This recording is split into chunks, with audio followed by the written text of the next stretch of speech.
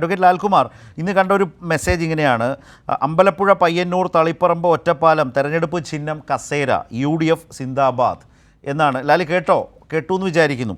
അതായത് അമ്പലപ്പുഴ പയ്യന്നൂർ തളിപ്പറമ്പ് ഒറ്റപ്പാലം തെരഞ്ഞെടുപ്പ് ചിഹ്നം കസേര, ഒപ്പം UDF സിന്ദാബാദ് എന്ന് പറയുന്ന ഒരു സാഹചര്യം ഇതിനകത്തുണ്ട്. ഞാൻ ഇന്നത്തെ ഈ കോൺഗ്രസ് പൊളിറ്റിക്കൽ പ്രോസസ്സും ഈ CPM-ഉമായി ബന്ധപ്പെട്ട ഇടതുമുന്നണിയുമായി ബന്ധപ്പെട്ട് അങ്ങനെ നോക്കിയിരുന്ന് വിസ്മയത്തെ രൂപപ്പെടുത്തിയെടുക്കുന്നതുമായി ബന്ധപ്പെട്ടൊക്കെ ശ്രീ റെജി പറഞ്ഞത് താങ്കൾ ശ്രദ്ധിച്ചല്ലോ. പക്ഷേ ഇങ്ങനെ നിൽക്കുന്നൊരു നേതാവിനെയാണോ ഇന്നലെ ദില്ലിയിൽ കണ്ടത് എന്നൊരു ചോദ്യം കൂടി നമ്മുടെ മുമ്പിലുണ്ട്. ഞാൻ ശ്രീ VD സതീശൻ, പ്രതിപക്ഷ നേതാവിനെ, ഇന്നലെ ദില്ലിയിൽ കണ്ട പ്രതിപക്ഷ നേതാവിനെ ഞാനൊന്ന് ലാൽകുമാറിന് കാട്ടിത്തരാം. നിങ്ങൾക്ക് വേറെ പണിയൊന്നുമില്ല. നിങ്ങൾ തെറ്റായ വാർത്തകൾ കൊടുത്തോണ്ടിരിക്കുക. നിങ്ങളുടെ ക്രെഡിബിലിറ്റി കളയണ്ട. നിങ്ങൾ തെറ്റായ വാർത്തകൾ പറഞ്ഞുകൊണ്ടിരിക്കുക. ഇതൊന്നും അല്ല കാര്യം. നിങ്ങൾ വഷളായി നിങ്ങളുടെ വിശ്വാസം. ലാൽകുമാർ പറയും.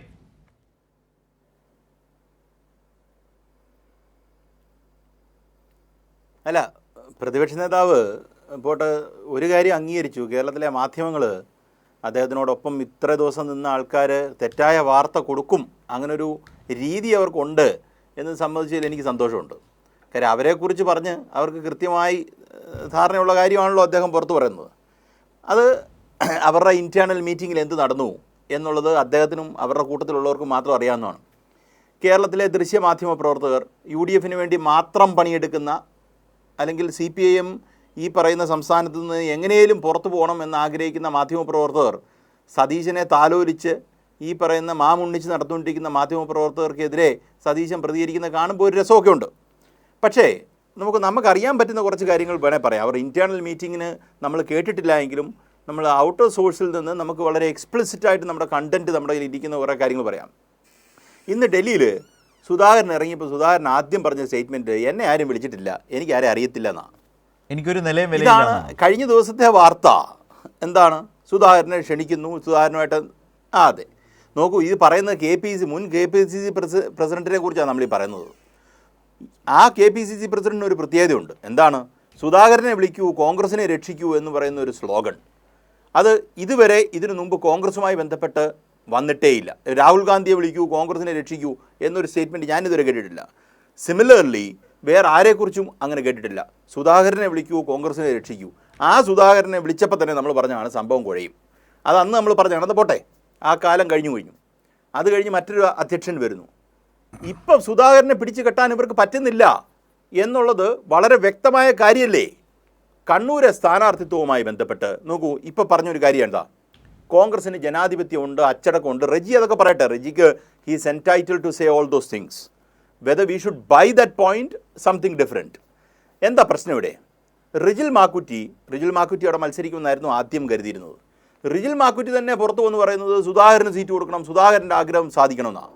അപ്പോൾ ചുരുക്കത്തിൽ പറഞ്ഞാൽ കോൺഗ്രസ് എന്താണോ പറയാൻ ആഗ്രഹിക്കുന്നത്, കോൺഗ്രസിൻ്റെ AICC എന്താണോ പറയാൻ ആഗ്രഹിക്കുന്നത്, അതിൽ വ്യത്യസ്തമായി പൊതുവെ പ്രതികരിക്കാൻ, മാധ്യമങ്ങളോട് പരസ്യമായി പ്രതികരിക്കാൻ ശക്തരായി നിൽക്കുന്ന ഒരു യുവ നിരയും സുധാകരൻ തന്നെയും മുന്നിറങ്ങി നിൽക്കുന്ന ഒരു സിറ്റുവേഷനെ കുറിച്ചാണ് നമ്മൾ സംസാരിച്ചുകൊണ്ടിരിക്കുന്നത്. അത് വളരെ എവിഡൻ്റായിട്ട് വന്നൊരു കാര്യമാണ്. അതുപോലെ തന്നെ നമ്മൾ മനസ്സിലാക്കേണ്ട മറ്റൊരു കാര്യമുണ്ട്. നോക്കൂ, കോന്നി സീറ്റും വർക്കല സീറ്റും ഒഴിച്ചിട്ടിരിക്കുക. മനസ്സിലാക്കേണ്ട ഒരു കാര്യമാണ്.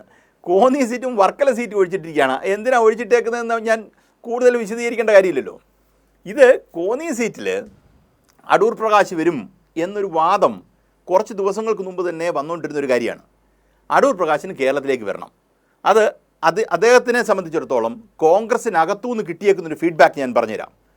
കേരളത്തിലെ കോൺഗ്രസിലെ ഈഴവ നേതാക്കന്മാരുടെ എണ്ണം എടുക്കൂ. ആ ഈഴവ നേതാക്കന്മാരിൽ ആകെപ്പാടെ ഏറ്റവും പ്രോമിനൻ്റ് ആയിട്ടുള്ളത് അടൂർ പ്രകാശാണെന്നും, കേരളത്തിൽ ജയിച്ചാൽ അടൂർ പ്രകാശിന് ആഭ്യന്തര വകുപ്പ് കിട്ടുമെന്നും അദ്ദേഹത്തെ ആരോ തെറ്റിദ്ധരിപ്പിച്ചു ജയിക്കുമെന്ന് പറഞ്ഞിരിക്കുകയാണ്. അതുകൊണ്ട് കെട്ടിപ്പിറക്കി ഇങ്ങോട്ട് വരാനായിട്ടുള്ള ഈ അവസാനത്തെ ഫൈറ്റ് എന്ന് പറഞ്ഞാൽ ഇതാണ്, ഭീകരമായി. അതുകൊണ്ടാണ് പല ആൾക്കാരും അദ്ദേഹത്തിന് വേണ്ടി എഴുത്തെഴുതുകയും ഒക്കെ കാര്യങ്ങൾ ചെയ്യുന്നത്. എനിക്കിതിപ്പോൾ പറയുന്നതിന് ബുദ്ധിമുട്ടുള്ള കാര്യമൊന്നുമല്ല.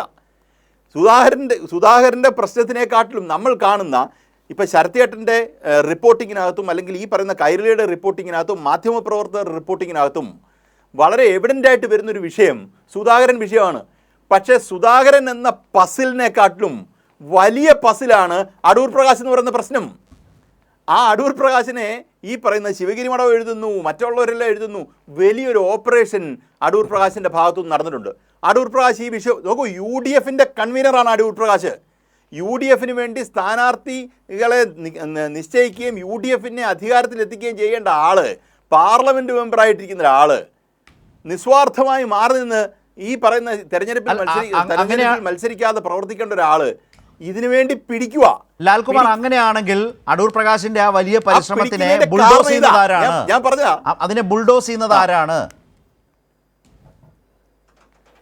അതാ ഈ പ്രശ്നം. അതാണ് അടൂർ പ്രകാശ് കേരളത്തിലേക്ക് വരുന്നത് ഇപ്പം മുതിർന്നു നിൽക്കുന്ന കോൺഗ്രസ് നേതാക്കന്മാർക്ക് എല്ലാം ബുദ്ധിമുട്ടാണ്. കേരളത്തിൽ നിൽക്കുന്ന മൊത്തം ആൾക്കാർക്ക് ബുദ്ധിമുട്ടാണ്. VD സതീശന് താല്പര്യമുണ്ടോ? രമേശ് ചെന്നിത്തലയ്ക്ക് താല്പര്യമുണ്ടോ? അടൂർ പ്രകാശ് പഴയ ഐ ഗ്രൂപ്പാ. രമേശ് ചെന്നിത്തലയും ഈ പറയുന്ന VD സതീശനെക്കാട്ടിലും വേണമെങ്കിൽ റാങ്ക് ആൻഡ് ഫയലിൽ അത്രത്തോളം അടുത്ത് നിൽക്കുന്ന ആൾക്കാരിൽ ഒരാളാണ് അടൂർ പ്രകാശ്. അടൂർ പ്രകാശ് കേരളത്തിലോട്ട് വന്നു കഴിഞ്ഞാൽ അദ്ദേഹം പല കാര്യങ്ങളും ജയിച്ചാൽ ക്ലെയിം ചെയ്യും. ജയിക്കത്തില്ല, അത് പോട്ടെ. കേരളത്തിൽ കോൺഗ്രസ് ഇപ്പോഴത്തെ സ്ഥിതി ജയിക്കാൻ പോകുന്നില്ല, അത് വേറൊരു വിഷയമാണ്. പക്ഷേ ഇവർ ജയിക്കുമെന്ന് പ്രതീക്ഷിച്ചുകൊണ്ട് നടത്തുന്ന ഒരു തീരുമാനം കൊണ്ടുള്ള പ്ലാൻ, ആ പ്ലാനും പദ്ധതിയുടെയും പ്രശ്നമാണിത്. ഇത് നമ്മൾ തുറന്നു പറഞ്ഞ് ജനങ്ങളിലേക്ക് എത്തിക്കേണ്ട ഒരു ആവശ്യമുണ്ടെന്നാണ് പറഞ്ഞത്. അധികാര ദുർമോഹത്തിൻ്റെ റിഫ്ലക്ഷനാണ് ഈ സീറ്റുകളുടെ നിർണയത്തിൽ കാണുന്നത്.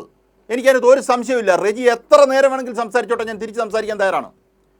ഇതാ പറഞ്ഞേ, നമ്മുടെ മുന്നിൽ നിൽക്കുന്ന പ്രശ്നം കേരളത്തിലെ മാധ്യമങ്ങൾ സുധാകരൻ പ്രശ്നം, ഈ പ്രശ്നം, സുധാകരൻ പ്രശ്നവും കത്തിച്ച് നിർത്തുന്നതിൽ അടൂർ പ്രകാശിന് വലിയൊരു റോൾ ഉണ്ടെന്നാണ് ഞാൻ വിചാരിക്കുന്നത്. കാര്യം സുധാകരനിൽ കൂടെ യഥാർത്ഥത്തിൽ പണിയെടുക്കുന്നത് അടൂർ പ്രകാശാണ്. അടൂർ പ്രകാശിന് കേരളത്തിലേക്ക് വരണം. ശരി, അത് വളരെ കൃത്യമല്ലേ അത്?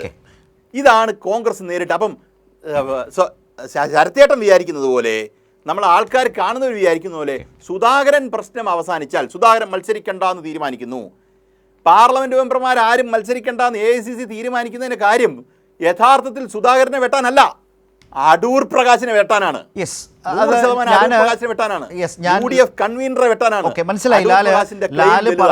ലാല് പറഞ്ഞ നിരീക്ഷണത്തോട് ഏറെക്കുറെ യോജിക്കുന്നയാളാണ് ഞാൻ. ഈ വാർത്തയുമായി ബന്ധപ്പെട്ട് സംസാരിക്കുമ്പോഴൊക്കെ ഈ കോണ്ടെക്സ്റ്റിൽ കെ സുധാകരനേക്കാൾ പ്രാധാന്യത്തോടെ കാണുന്നത് അടൂർ പ്രകാശിനെ തന്നെയാണ്. അടൂർ പ്രകാശിൻ്റെ വലിയ എഫർട്ട് ഇതിന് പിന്നിലുണ്ട്.